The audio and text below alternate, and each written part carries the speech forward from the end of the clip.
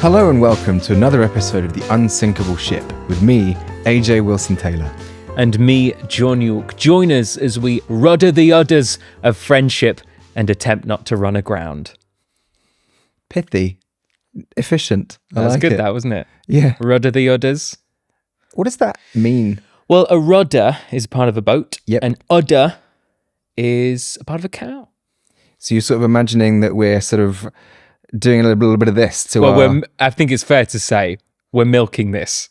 Somebody is. I think that's fair to say. I'm going to need 4 stomachs to digest any more of these. Oh, Let me tell you. Yeah. A lot of mewing. How dare he keep doing this? I've run out of facts about cows. I don't have any more puns, yeah. Can I ask you a question? Can I kick this off? Because it's something that's been on my mind. So this is my 7th week of staying in your house. Right? Yeah. And I have had so far, and I'm having a wonderful time. And I think there's been plenty of moments there where I would say the ideal social situations. We've had laughs, we've had more serious chats, we've had very sort of high energy conversation, but we've also had very calm, sort of, gentle conversations as well thrown in. It's been ideal social situations. But it poses the question about the times when social situations are less ideal. I would like to know, what is your nightmare social interaction experience? Like, it could be an event, it could be something specific, it could be what comes to mind when I say literally your nightmare social obligation / interaction. It's funny that we've mentioned trains already, because I find any interaction on a train to be particularly excruciating with strangers or even traveling sort of with friends on a train, sort of quite awkward because you don't really know where to put yourselves. And I've already confessed to you my fear of sitting adjacent to someone. I'd much rather sit opposite someone. So like the hunt for like a set of 4 with a table that you can sit opposite someone, like it's really like I won't sit down. We did this. Do you remember we went to Brighton and then we walked probably like 11 of 12 carriages to try and find a set of seats that was like not adjacent to one another. And I just thought, well, I just like sitting in a 4 opposite. Okay, yeah, that makes sense. And the thing is, you didn't question it at the time. You were like, oh, we'll just keep walking up the train. I was so bewildered. I mean, take a boy out of the north, and everyone looks so healthy. You'd gone all the way down to the very south of England at that point. For the first time ever. The very first time. I didn't really question. I don't know why I didn't question us walk, because we walked like a mile. We did walk the whole length of the train, yeah. It was like, it was quite something. I didn't really. But it does irritate me when you together. sort of see one person sat in a 4 or a 6. That to me is like a huge train faux pas, that. Oh, hugely. But is that not what you were describing then? Well, we were at least 2. We were 2. But I'm saying, but say that you're 1, you're solo traveling. Disqualified straight away. You should be sitting in a pair. So you will have to do the thing that you don't like doing, which is sitting next to somebody. Oh God, that's horrific. It's like sitting next to a stranger on a packed train. Yeah. I'd sooner stand. Really, I would. There's no way. If there was a carriage full of sort of seats next to a stranger, and there were plenty of them, and I had the option of sitting in one of those or standing next to the bogs, like whiffing whatever's coming out of there, I would stand next to the bogs. Okay. First of all, for the person who's using the restroom services, that's I'm just made that's made their life a nightmare, because they have to. Oh, excuse me. Are you in the? No. Okay. Well, now we just. No. Go ahead. Do you have to be there? Do you have to be there? How thick are these walls? I won't listen. That's what you would say. I'm not listening. That'd freak me out. I don't think the flush works either, actually. I don't think the person who just left flushed. That was not me. Definitely In you wasn't go. Me. No. Yeah. No, it's okay, yeah. I'll keep guard. I don't think the lock works, but I'll tell you what, if someone comes... I will stand with my arms up. I will pretend to be the door. I'll tell them that you're in there. Yeah. I would do that rather than sit next to someone I don't know on a train. That'd make me extremely uncomfortable as a stranger. Yeah, but I sort of feel like if you're going to go to the toilet on a train, you sort of assume that someone's going to hear what you're doing in there. Well, I wouldn't go unless it was catastrophic levels. It's like pull the red cord sort of emergency. It's already horrendous. You're just making it worse. I don't think I'm making it worse by being there. I don't know. Because now I'm thinking about you instead of thinking about what I need to think about before I can pretend this never happened. There's a real rigmarole with the train toilet situation. I mean, you really can't just go in and let loose. There's steps to take. And there's verifying that it's locked. And I don't trust those electric locks. Well, all you hear are bad things. I will admit to having been revealed to the train carriage by a failed electric lock on a train toilet. It has happened to me. And yet you're going on a train again. Yeah. That just speaks to your courage. The guardian of the sliding door. That's what they call me. Protector. Right. So you say that you don't want to sit next to a stranger. No. You'd rather stand. But you're also quite a polite person. You're a very polite person. You've been brought up well in manners wise, right? Thanks. Let me ask you a question. You've got in a train carriage. Every single seat is taken bar one. There's one seat left. It's an obvious seat. Okay? Nobody else is standing. Everyone's found a seat. I'm sitting. You don't know me. We're strangers. Okay. I'm sitting down. Next to me is the one open seat. We lock eyes. Oh. And you go, in your head, you're like, I'll just stand. I'll just fine. Monsieur? Oui? We're in France, by the way. Non, merci, c'est gentil, mais non. Monsieur? Ça va? Non. Non, merci, c'est gentil, mais... Pardon. I'm actually English. I don't know why I started speaking. I didn't expect this interaction to go beyond those few words. Please take my seat. Sit next to me. There's loads. Il est américain. Je parle pas anglais. Monsieur, I not speak English. That's how you get out of it. Yes, I would. So you wouldn't, even though I've invited you, you wouldn't. You would break social courtesy. Yeah. Or I'd be like, pardon, monsieur. Allô? Oui. Pardon. And then I'd shut the doors. I can see you through the glass. Immediately put down your phone, look at me, and then stare out of the window. Yeah, no, and I would be like, the bastard. What's wrong with me? That's what I'd be thinking. What if I gave it a little pat? The seat, a little pat. That's horrifying. Yeah, it's worse, isn't it? It's very bad. Yeah, I'd probably go to a different carriage. But like I will admit to having stayed in the sort of in-between space next to the bogs, even sat on the floor cross-legged on a train from London to Newquay the whole way. It was about 6 hours.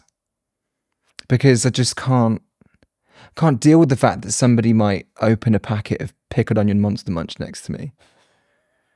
Like I just can't, the possibility of that happening. I'd rather smell the toilet than somebody else's lunch. It's a real issue. To be fair, as lunches go, that particular crisp shows a lack of awareness, I think. They taste fantastic. Oh, they're amazing. Do they still do them? I couldn't see why they wouldn't.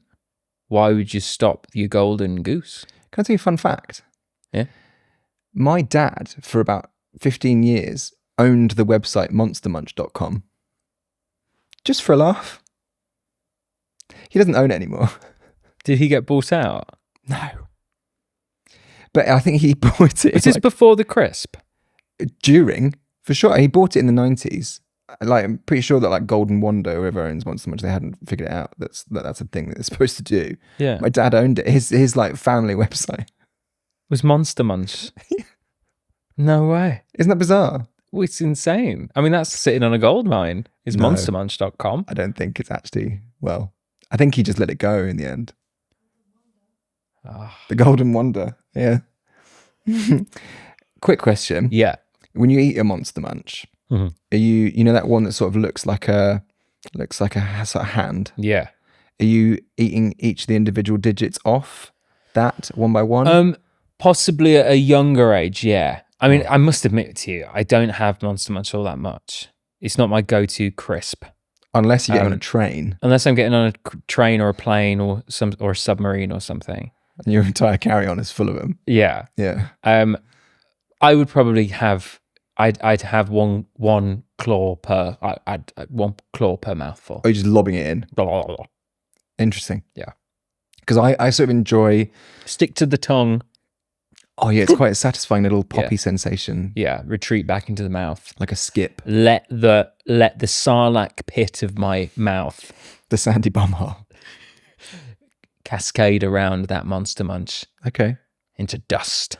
Do you kind of like sort of suck on the monster munch? So it's sort of like between you sort of push your tongue into the roof of your mouth and it sort of like dissolves and then you don't have to chew it, or are you a cruncher? I'll probably do that with 1 or 2. Just sort of wet the whistle, as it were. Yeah. And then you go in with the crunch. Because the crunch is the most satisfying part about a crisp, isn't it? I'd say. Depends on the crisp.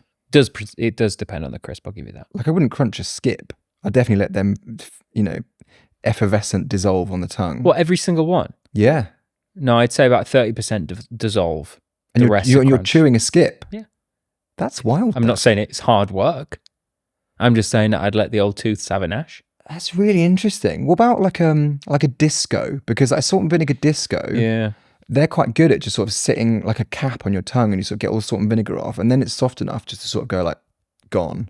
Again, I'd probably the same ratio of a skip. Really? Yeah. Well, obviously, when you get into like the McCoys or the Dorito, Oh yeah. that's 95%. All crunch. Yeah, definitely. Yeah. Yeah. Or a dip. I'm a firm believer in dipping a Dorito. You have to. Yeah. You have to. It's the law. If someone hands you a pack of Doritos, it doesn't happen very often in life, unfortunately. But when that does happen, you go, any dip? Look for a dip. Anything I can dip? Did you know they used to sell flame grilled steak McCoys with a pot of barbecue sauce that you could dip into? What a fantastic idea. It come in a big bag, and it was a bag within a bag. It was like a family-sized bag of McCoy's flame grilled steak. Yeah. And then just in there loose would be a tub of barbecue sauce. Yeah. You'd open the big bag, you'd pull out the crisp bag and the barbecue sauce bag. And I had a mate who he used to hide the fact that he'd been smoking, right? And he was about 12, 13 years old, and we'd been smoking cigarettes together down the park. And then like he'd be like, right, time to go home. And like what I would do is I'd sort of walk past like an evergreen tree or some sort of herbaceous border in someone's front garden and sort of take a flower or two and just rub it on my fingers, and that'd sort of be fragrant, and like get rid of the smell of smoke.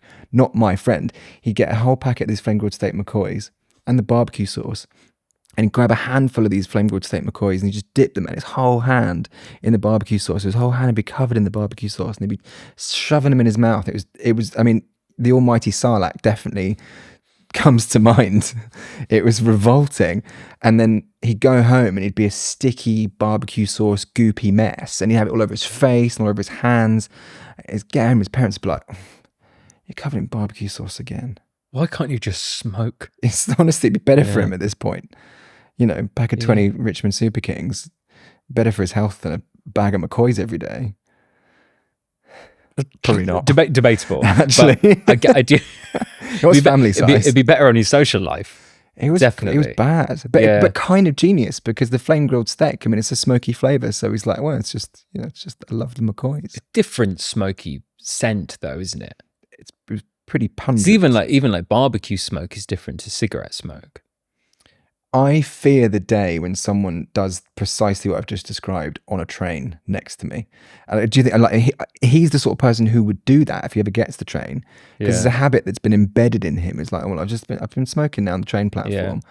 Oh, I'll grab myself some barbecue sauce and flame grilled steak, and he's the person you end up next to on a train to Newquay. I think there's always a messy eater in a friend group. The friend who I've referenced a few times as Bit of a nightmare. as the interesting one. He found that he got a lot of joy out of eating messily. Like if we were at like a fast food chain or something like that, as a big group of friends we were all around, he would have his burger and he'd take great delight in like the sort of mayo-soaked lettuce flying around the room. Oh. Because people would go, oh, for God's sake, like, what are you doing? And then he'd laugh at the idea that he's causing a mess. Yeah. It's terrible behaviour. It's not great, is it? Do you know, while we've just been talking there, I've thought of a more an even worse social situation. It's adjacent to a train. Uh-huh. I can't believe I didn't think of it first. It is the sitting down next to somebody who wants to talk to you on a plane. So everything's involving in transportation. You're just headphones in, eyes. Do you know, it's out the only the time I'm window. exposed to other people, really. I don't, I live in the countryside, Yeah. so I don't really have occasion to sort of find myself in social situations I don't enjoy, really, because I don't often go anywhere. But if I do, someone wants to talk to me on the plane. Yeah. I sit down next to them, and I'm like, and they make eye contact straight away. I'm like, it's going to be a long one. When we flew together, when you were coming to my house, Yeah. we were sat at the opposite ends of the plane, essentially. Yeah. How secretly chuffed were you at that? No, I didn't mind that because if I fly with somebody that I know, it's fine. Yeah. Because what's happening there is you're protecting me from the person I don't know who's going to start talking to me. Yeah, and also because you can just say, look, I'm just going to put my headphones in for a bit. I'm just going to stare. If you need to log off. No problem. Do that with something you know. It's easy. Yeah. But like if you're on there by yourself and someone thinks that, this is my time to have a long conversation with someone, it's just literally the stuff of nightmares for me. Yeah. It really is, because what can you do? There's nowhere you can go. At least on a train, you can pretend to get off and like run 4 carriages in the other direction and get on. Do you know what I mean? You can escape if you want to. Lock yourself in a toilet. I 100% get, because I think that the idea of a train or a plane or something similar like that, it's not necessarily, it's about being locked in with that person. It's about, oh shit, this is my day now. And it's the kind of, because I get that. I can give you a similar example that is not on movement though. And I think it's an interesting one, I think. And I think most people have felt it in their life. So I have a lot of ladies in my friend group. Now, Show off. I don't know there's nothing I can say to that. Which could be I have a lot of ladies in my friend group, and they, a few of them are on the dating scene. And what happens in the dating scene at some point is they audition potential partners with the friend group. Okay. So they invite a newbie of the friend group, some chap who's been dragged off some Tinder. Oh my God. To run the gauntlet. And thrust into an average Friday night hangout. And I have been on occasions where I think it's almost like a double date setting, really. And there's a newcomer there, and you have to make small talk with somebody who doesn't want to be there with you because they're just trying to get with the person that they've come with. Right. They don't know the person all that well. They definitely don't know you. They have no interest in knowing you. They're completely different from you in every shape or form. And yet suddenly, like, you're like, and I'd say it. So I have mostly ladies in this friend group. I'm the one who's like, kind of, if they all go to the toilet together, who's stuck with this new guy. Yeah. It's tis I. And I remember once we all went to the cinema. New guy there. All girls go to the toilet. They come back and we all meet up again afterwards, just about to go into the cinema. And he goes over to they never ended up going out, but his then new girlfriend and went, missed you. Oh. Missed you. It's just gone for a wee. That's sweet. Yeah. Isn't it? What do you say to that? Because you never mention it again. You don't call, because the girl was horrified, obviously. You kind of just, you go, no, I'm not getting snacks either. Have you seen the price of them? My goodness. £6 for a drink. We're going in then. That's the worst. It's when you're sort of stuck with it and you like have to be polite and you're trying to find common ground and they have no interest in you. And yet you're going. So I can imagine a scenario happening where someone's like going down really well with the group and everyone's like, I found the one. I found him. He's isn't he the best? Yeah. Oh my God, he's the best. I love him. Yeah. They all go to the toilet. Yeah. Leaving you with him. Yeah. And he says something horrific. And he's like, yeah. Oh, yeah, girls, yeah. Or something, Yeah. something like that. And you're like, yeah. What? He's like, yeah, between us boys, yeah. You know what I mean? Yeah. And you're like, not really. And then they come back and he goes, missed you, babe. Yeah, and you see through them immediately. And you're like, oh my God. Yeah. Who is this man? And he's like winking. He's like, you know. Yeah. We know we're on the same. Yeah. Boys. Yeah. And you're like, yeah. There was a guy a couple months ago who was in that same predicament, who was the new contender for a lady in our group. And he was, I say this with love, and I'm quite boring. He was boring. Oh no. He was really, really boring. Really? Anyway, they all go to the toilet, leave me with this guy, and we're in a pub and stuff, and it's really awkward. I'm waffling shit at him about anything.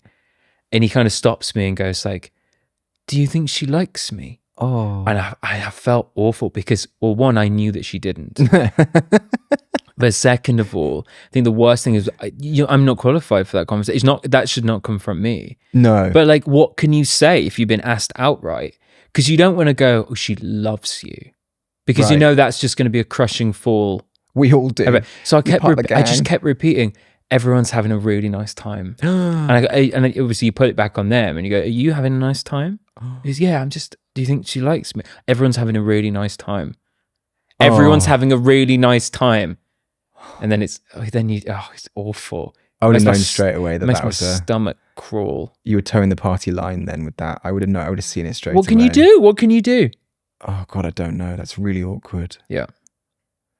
I have a similar thing that I used to say to people sometimes. I admit to this now because it's been years, where people would be on tour, right? And people would they sort of quite often choose a local support band that like we weren't involved in choosing. Like the promoters would pick them and they'd put them on. And most of them were great.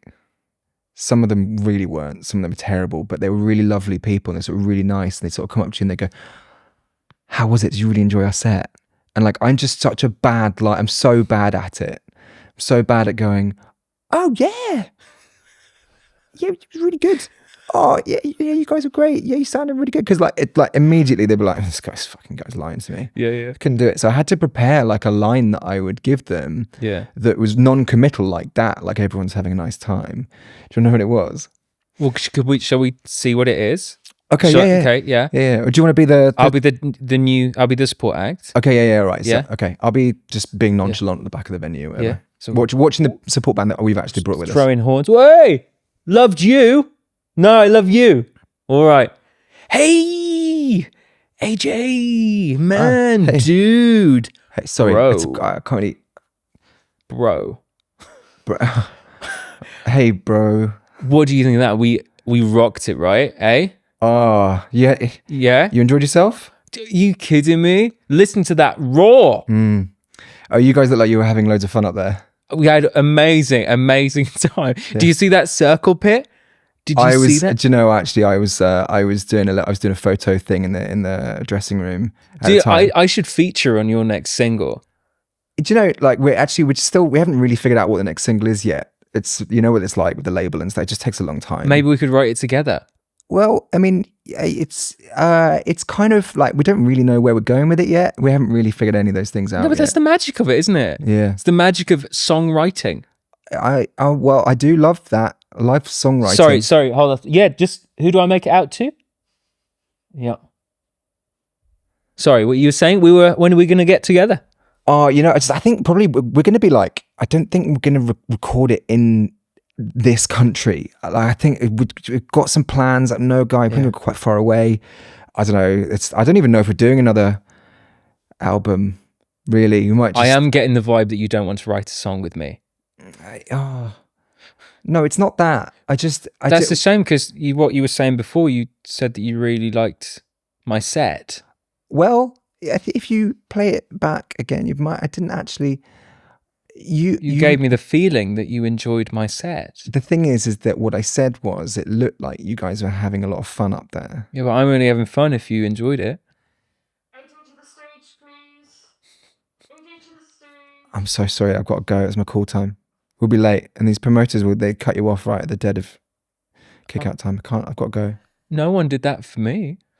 I wish they had. I mean, I've got to go. All right, man. It's really nice to meet you, though. And like, that's what guys. Maybe like I could do that, you do that, and we could do a double horn. Sorry, but I have to tell you this. Did you? This is a really obscure reference. Did you ever see that moment where Bono and Tim Cook, the CEO of Apple, did that thing at that press conference where they didn't shake hands or like fist bump or something? They got to the end of the conference and they were on stage together and they just sort of went. They ET'd. The reason I mention that is that I saw someone do that in real life the other day. They did it in real life. Wow. It unfolded in exactly the same way. They were like, it was the most bizarre thing I've ever seen. And then I said, I was like, that was a bit, Bono and Tim Cook. And they were like, what? Wow. Nobody got the reference. When I was a teenager, I fancied the same girl throughout all of my years at school. We went out for about 4 days after we left school. And she used to live down the road from my parents. So we would meet halfway and then go to either her house or my house. And when we met, it was awkward because I didn't know whether to go for a hug or anything. I didn't know the social etiquette. And because I was deep into my pop punk era at that time, I let out a bump, right? And she sort of hesitantly fist bumped me and said the words, "I shit you not." Oh, so we're actually doing that? That's how you know it's gone well. It was maybe 13 years ago. And it's still like in my head as like, do you know when you like laid in bed and you think of something and you literally go, Yeah, it wakes you up yeah. with a shudder fully. Yeah. I have lots of those, unfortunately. Fist bumping my childhood crush is not one of them. No, but it was what she said, because she could have really easily, like, to be fair, that was on her, I think, because she could have never mentioned that again. In her head, she's gone, "That's weird." She's right. gone, "Oh, we're actually doing this. And I was like, so the following time, yeah. what did you go for? I think it was either a hug or we'd split up. Okay. It was a whirlwind romance. I went to a tennis lessons at like a tennis club for beginners, and her mum was in the class and she had no idea who I was, and like I was like a part of their like family's aura for a good for all throughout high school. So what, recently you bumped into the mum at a tennis? This was the start of January. Oh my goodness. So you vividly remember this person as, your crush's No, yeah, mum. she lives down the same. Yeah, my parents know her. Did they live on the same street? Went to school together. Like we'd know her. It seems She had no idea who I was. It seems a little bit implausible that they would have completely forgotten you. Unless you're just unrecognizable. Maybe, although maybe it's just that much about I was so like I want to forget you. I was quite a forgettable sort of person, I think. I mean, maybe they just didn't want you to attempt a fist bump. So they just sort of didn't make eye contact. They were like, oh. Maybe so it's a fist bump guy. The thing is though, do you know there's certain people, this is really weird because like we're friends on social media, so like if the clips go out, this person will definitely know. It's like definitely know it's this person. So if you see a fist bump emoji in the comments, you know who it is. The thing, but like there's certain people who bring the weirdest out of us. Yes. There's certain people who the kind of idea of like there's certain people who always see your worst. This girl, bless her, is that for me. And like she always sees me. I saw her. I think probably the most recent time I saw her, I was after I'd been playing squash, so I looked like a mess, right? And then like it's weird, like hi, and you're like, it was just every time. It's like you bump into somebody, this same person.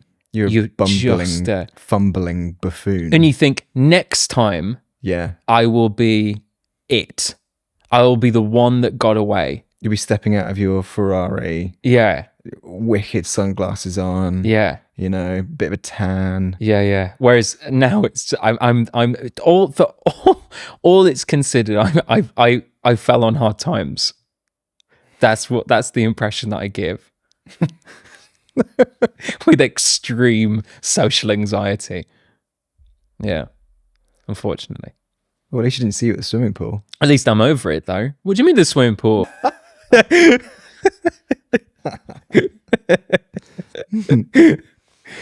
I want to sort of examine that idea of introducing friends to people you already know, like your friendship groups, your family, things like that. Mm-hmm. I'm curious what your process was like, or whether or not you kind of had to sort of lay the groundwork for introducing, say, me to your family when I came to your place. It was interesting with us specifically because of social media, because you don't have to necessarily describe a person. You can literally show them like what is essentially your business cards, so your TikTok profile or whatever. So my family are quite into like social media. They have accounts, stuff. They follow like my accounts and things. I do remember it had been just after we met to film the podcast. I don't think, if I'm honest with you, I don't think I'd have mentioned it before then. But it was probably around the sort of time to be fair, it could have even been they'd seen your video about me or like replying to me and they kind of mentioned it. And then I might have explained a little bit more of like, oh, actually, really nice guy, like really got on and all that sort of stuff. And then I don't know when it happened. I don't think it was a moment. It was a specific moment, or it just sort of developed along a long period of time. It became a thing that I don't stop talking about you. And it was like, it was a bit of a, do you know the In-Betweeners Carly beep, beep, beep, beep, beep, beep moment? Yeah. It was a little bit like that. And they have quite a high tolerance for things like that. So for them to even pick up on the idea of me going, oh, well, AJ's doing, AJ's, have you seen this thing? Or like, oh, this is really funny. It's like, I know who that is before you even show me. Not more about AJ. Yeah, exactly. Exactly. That's sweet. See, like we've mentioned how supportive your family are of you anyway. And I think it's sort of quite nice that they're kind of keeping tabs on like, you know, the friends you're making and you know, the people who are talking about you and those sorts of things as well. You know, like I sort of get the impression that they would have known straight away that like we'd made a friendship online without you having to even tell them. I think it was that like, you know, my family was saying like, oh, he seems really nice. He seems like really up for it and stuff. He seems really interesting and stuff. Did you ever hear back from that Tom? What's that Tom doing? No, I heard, well, AJ seems all right. Yeah. AJ, I mean, it's a good start. It's a good start with AJ, but I mean, maybe reach out to Tom again. Maybe he knows Tom. He might know Tom. Yeah, maybe he could, you know, introduce. Maybe you guys have a little group chat. Maybe so. Maybe we already do. See if Tom wants to come over as well. It's good that AJ's coming over, but maybe it could be a group hang. Maybe so. Oh, I'll ask him. I don't know. He's busy. I don't want to bother him. Be nice to get Tom though. It'd be great. But that was essentially how it was. So it became like, and then I think that, well, I know this. Then they met you, and then I got bored of them talking about you. Right. They sort of get it.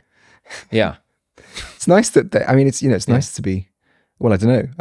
I hope they were saying nice things. No, but it's like embarrassingly nice things. It's like, you know, if you ever need a place to stay, and I'm sure he's all right, Mum. Yeah. Sure, no, it's always a room. He's fine. He stays at the Premier Inn anyway. I know, I've got that room booked already before coming over. But I would love to. Isn't he tall? Yeah. I imagine he's a little bit shorter than Tom, but he is tall. But Tom just feels taller. You can all imagine that Tom feels and smells nice as well. No, he does smell nice. Yeah, he's dreamy. It might seem like we're taking the piss.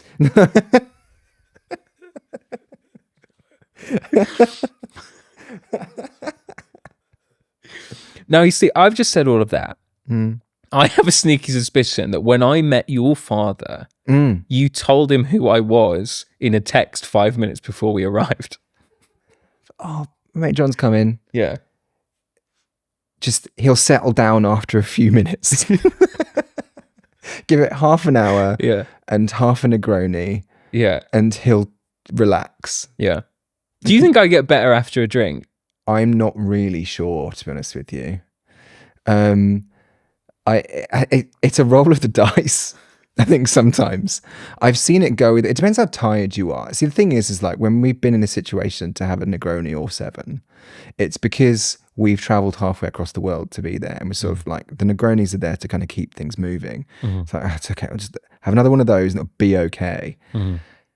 I am, you know, I could probably do that and not change tempo much. I've seen you dramatically change tempo after a few. Really? Yeah. I love, I wasn't witness to this, but you told me about this, your attempt to talk finance with my dad. That's brilliant, that. That's so good. Because I've never attempted to talk finance. There was no point. I don't understand it. I didn't have a clue. I just kept bringing it back to his emotions about it, because he was telling me about, I can't remember the details and stuff, but he was talking about there were challenges that he were facing. Yeah. And I heard my dad in my own voice going, oh, but it just sounds so exciting. So you must be just wake up enthralled. But you were having that conversation, stood next side by side with him, queuing for the bar. Yeah. Right? Yeah. And knowing how I feel about standing next to somebody queuing for the bar, that's a nightmare for me. I could feel my genes vibrating with the anxiety that my father would have been feeling that moment as well, because he would have been thinking, well, how do I get the attention of who's serving? Is that, what am I getting? Oh, maybe I'll get another Negroni, probably. And as you going, God, it just must be such a rush though. Working. Yeah, but we can talk about that when we get back to the table. I couldn't actually, because the third person that we were with were all over him. That happens though. But I get that. I'm a little disappointed to hear that though, because your dad wasn't drinking Negronis that night. He was having a beer because he had a big important meeting the next day, which I was basing that conversation about, right? Yeah. But I ordered a Negroni. He stood at the bar and waited while I got my Negroni. And when I got it, he turned, I sort of turned and he was looking at me and he goes, that's my favorite drink, that. And I felt just in that moment, I was the son he never had. Yeah. If I'm honest, it was that kind of like, Negroni's my favorite drink. Yeah. Yeah. And I was like, do you want to, next thing you know, we're playing tennis. There's a reason why I've started drinking them myself. Do you love me? It's the same thing. They taste awful. They are very sort of, they are. Yeah, they're bad. I've learned to love drinking them. They're the sort of the most stomachable of the horrendous liquors, I think. It's just booze with booze, isn't it? There's With no twist, it's solace. No, it's unrelenting. You look cool as hell though when you drink it. Drinking a Negroni. Especially when we were in that jazz bar. Do you remember? It was night one of New York. That was cool, that place. Yeah. It was so unexpected because it was really near Times Square, and it was like, oh, this is a cool place. Yeah, but it was really cool. It's not another Irish bar. No. No. That was very cool. Yeah. I didn't know. So in terms of this saying that you've seen me sort of switch gears, it kind of alarmingly, or just a bit like, oh, it'll settle down after a while? It's either the, trying to have conversations with my dad, queuing for the bar, filling the empty space, which, is a normal thing to do with my dad because he leaves a lot of empty space. Yeah. I'll say that. Well, it's something I don't know. It's just how he operates. Yeah. Or you're falling asleep at the table. Yeah. Because when we went to Glasgow and we went to that blues rock bar. Yeah, I was dead that night. And you'd had about I would say 11 Guinnesses that day. Yeah. The last one wasn't going down well. No. It was just I could see you nodding off. Yeah. I was quite social out as well. I'd had a really nice time. Obviously, Tom was there. But I had to we'd gone bowling as well, which we know is a big... I'm like that. I get like that. I either go at that sort of late at night. I'm either out or I'm hunting for mischief. Yes. I feel it in my bones and I think, oh, someone's getting up to some trouble today. So did you really tell your dad who I was 10 minutes before I arrived? No. To be honest, he will have already known, because actually he doesn't really talk to me about this, but he stays up to date with my social media as well. Yeah. Which is nice. It's lovely. It's nice to, nice that he notices. Do you want to give him a little shout out?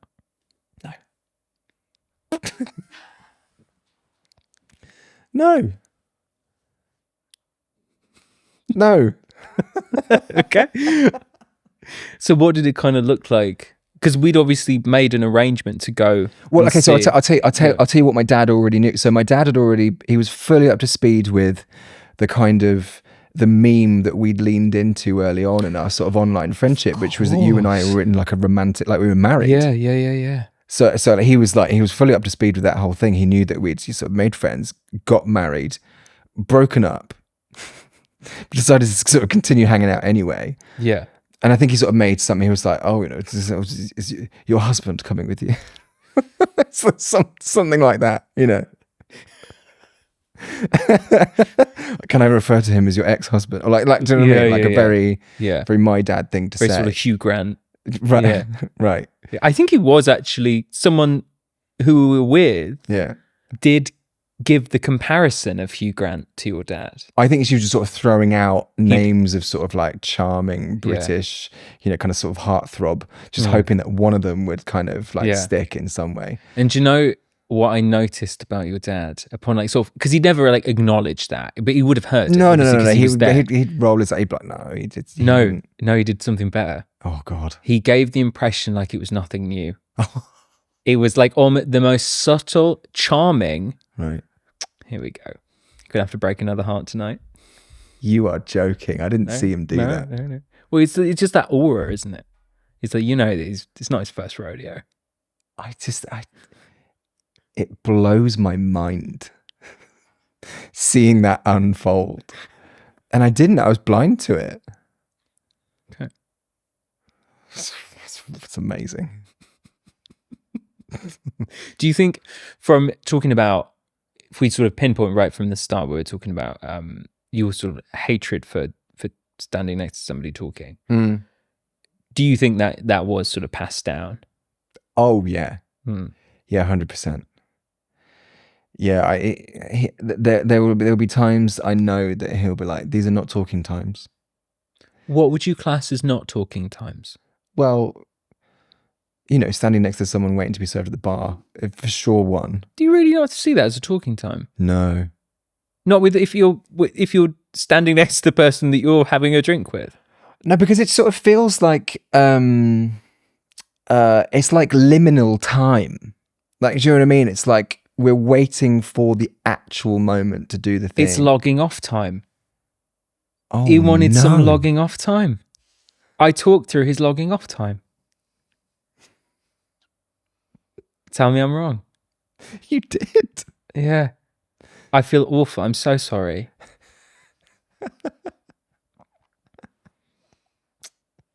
What a fool I was. It's okay. He liked you. It's fine. Because you've met him more than once and he wasn't like, oh God, is he coming? Did we hug the second time? I expect you did, yeah. And I can't imagine either of you was expecting that to happen. I think we shook hands. We definitely shook hands. I don't know if we finished it off with a hug or... I don't know. He's a hesitant hugger with people that he doesn't know very well. I know I kept saying things to you along the lines of, I bet your dad knows what he likes to drink, and weird phrases like that. But he does. I mean, you've absolutely nailed it. Like he feels very passionately about specific ingredients and like specific kinds of drink, and I would say he's like enthusiastic about them. He cares a lot about quality of the thing that he's making or drinking. Yeah. Like if they don't have a particular version of a thing, he'll change his order. He'll be like, no, you haven't got that, so it won't be right. So like, I'll get the other thing. He's discerning. He's like a discerning consumer of things. And I think I have that in common with him as well. When I'm like, if I care about a thing, I notice that it is done a particular way. Yeah. Whereas I'll just drink any old shit. Kind of, yeah. Yeah. I'll have another Madry, please. I can't. I get headaches. I'll go. Any other cheap lager will do. Might as well be Carling, eh? I had years of drinking Carling. That's rotten. That. What are you gonna do? What are you gonna do? Did the trick. Got up to mischief. Put you to sleep. I had a few naps. Woke up, went crazy. I never asked you what your nightmare social scenario is. I mean, if you don't mind me saying, and I say this with love and a bit of tongue in cheek for the pod, but an social experience which I wouldn't say is nightmarish, but is certainly uncomfortable, is going to meet your new friend's dad. Really, for is the it? first time? Yeah. Well, it's a little bit like, because you and your father don't spend all that much time together. Yeah. So it's an occasion when you get together. It's an Oh, I occasion. It's a see. catch-up occasion. And then, like, in my position, it's a little bit like, well, one, I don't want to, like, because if I'm like a total asshole or like just completely insane, that looks bad on you because it's a bit like, this is what you're spending your time with, right?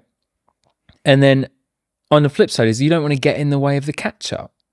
So if you actually remember from that first meeting, all I was doing was bigging you up. That's nice. Yeah. That is nice. I think I said you were like the McJagger. Because I was trying, like, references and stuff, I didn't say cool. I was like the Chapel Roan or whoever. I reckon my dad likes a bit of Chapel Roan, I reckon. Knew it.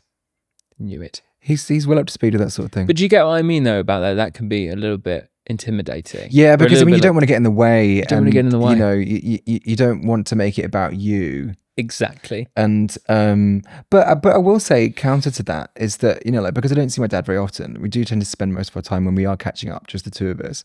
And like, in a way, he's sort of been robbed of the opportunity to spend time with me in a group setting. It's just not something that he's ever really had the opportunity to do. Yeah. So it's sort of quite nice, really, because you do see people in a different light then. You see them making jokes, you see them, so like the way people treat them as well, Yes. like close up, and like what those dynamics are, and like he wouldn't have ever really been exposed to that. No. It's quite nice. I mean, maybe he wasn't expecting you to be quite so like generous and complimentary, as insistent upon being complimentary about me, because like he would have been a little bit like, why is he Yeah. why is he being he's really I wanted him to be proud of you. it's so lovely. It's so nice. Not saying he's not, but You just really wanted to make sure that he was. That's really nice. Yeah. Yeah. But maybe a part of him will have been like, well, what's he done that this is a cover for? Right. Like, oh, he's really good. Like, he's really good though, AJ. Like, he's a really nice guy. He's really, really, you should be so proud of him. It's great. Yeah. Setting him up for like me the following day being like, sorry, Dad, like I've done something awful. Mm. Can I have a tenner? Can I borrow a tenner, please? Yeah. I get that. I don't know. You can go both ways, can't it? I think the kind of moral of the story is, in terms of taking from exactly what we've just said was the best thing to do from that situation, versus or accompanying the best thing to do in the nightmare situation that you described is just keep to yourself. Just keep to yourself. Keep to yourself. Why bother? If you go out for drinks with someone and you're standing next to her at the bar, just ignore them. Just ignore them. Go and stand in front of the bogs. Just confuse people, see if they think you're in the queue. Make them uncomfortable in an already uncomfortable situation of having to use public restrooms on a moving train. It could have been worse, though. You could have found yourself, like, in the urinal adjacent to my dad. Instead of standing next to him at the bar, you could have been... I would have never... No, because I need to concentrate. Especially in like public places. Yeah. Even in my own home. God, I could be scrolling on the phone while I can be easy. I will say that is the most awkward conversation that exists on planet Earth, is that someone comes in and uses the urinal next to you. Yeah, yeah. And like, do you ever just sort of like go like... Yeah. Or like go like... or like... That would freak me out, I think. There she goes. I think I tell you this, I've had an experience where a gentleman was telling me about his night out at lunchtime the next day, complete stranger in the toilets from Nando's. And he was telling me, like, oh God, I had a night last night. Do you go out? And I went, yeah, I do. It's just a couple of friends. Yeah. No, I didn't go Stone Roses. All right then. Just wash my hands. See you later. But peri, are you medium? Hot. Oh. All right, bye. Make sure you wash your hands. Yeah, and then I go back to my friends. You're a fucking weirdo at the toilets. It is alarming to me how many people do try and strike up a conversation in that kind of scenario, though, because you do, like people do. Do you know the way that dogs look at you when they need to go to the restroom outside, and they look at you for protection? Do you know that? Oh, like so like they're sort of hunched over and they're looking left and right, and they're like, okay, right, watch my back, I'm about to. Yeah, they make eye contact. Yeah. That was what it was like in that Nando's. You were doing that. I wasn't doing that. I was on the receiving end. I was the, excuse me, why are you weeing in a bush? Just a little joke. I was the one on the receiving end of, oh yeah. Right. What was the layout that they were able to make eye contact with you? It was just urinals. It was a bit of a, it was less, he wasn't staring at me while he was urinating. But you felt But the sort of... Yeah, it was in that kind of, he was using me as a sort of buffer, maybe to kind of mask the awkwardness. He might have gone into that situation going, it's really awkward when there's just another person in the bathrooms. It was quite a confined bathroom as well. So he might have gone, do you know what, I'm just giving it big ones. How are you? Yeah. Yeah, I mean, fair play. How do you navigate the toilet attendant conversation? Oh, I put my head down and run away. Yeah. Big time. Yeah. I if they're there, I turn on the tap, do that under the water, turn it off and run away. That's what I do. I've seen people do that, Yeah. and then inevitably the guy who's there will talk shit about you to everyone else in the room. Yeah. They're like, this fucking guy couldn't even, you know? Yeah. I don't go to that many places that have a toilet attendant. I haven't done it for a long time. I did it on Saturday night. Did you really went to something like that? I went to Pop World. Oh, yeah. Yeah. Did they have any sort of fun rhymes for trying to sell you aftershave? I don't know about rhymes, but it wasn't just like bathroom accoutrement that they were selling. I think you could buy fucking whistles from All that guy. sorts, It was yeah. everything. Yeah, they've really diversified lately. Yeah. Probably get impressive. a forged degree. But I'm surprised you didn't get any of the sort of, like the normal sort of market seller kind of call outs that they tend to do in the toilets, because they're quite fun, those. You know what I'm talking about? I know exactly what you mean. It just didn't happen at that one I occasion. can't repeat any of them because No. they're sort of quite, I don't know, misogynistic. So they're quite awful. Yeah. And you sort of hear them, you're like, oh. Yeah. It makes me feel so uncomfortable. Because the thing is, you've then got sort of an unspoken contract, because like, really, they're expecting you to give them a quid in the tray, right? And a quid every time, it's a lot of money. You know how often I have to... You make regular trips, yeah. Whereas me, maybe this is where I learned to sort of hold it for a long time. Sometimes I don't use the toilet at all. You'd be a quid a week, I think. A week, yeah. Yeah. Yeah. But like, if you're not part of that, like, whoa, lads, like they're saying those fun little rhymes, and like, you put a quid down and they're like, how's it going, boss? And you're like, yeah, great, mate. Yeah. Met loads of girls. Whoa. Oh, is that how you respond? I was going, okay, thank you. No, How do you know are what I do? I kind of, I deliberately become more sort of unbearably middle class in that situation. I'm like, oh, it's quite the evening, actually. Yeah. Or I'll sort of spin it around and maybe compliment them about something. Do you know what I mean? I'll try and take the heat off me a little bit. Yeah. I'm like, that's a beautiful watch you're wearing. Where'd you get that? Do you know what I mean? Or like, what a selection. Just to like ingratiate myself, but not be observed at the same time. Yeah. Do you know what I mean? I think you can't lose with compliments.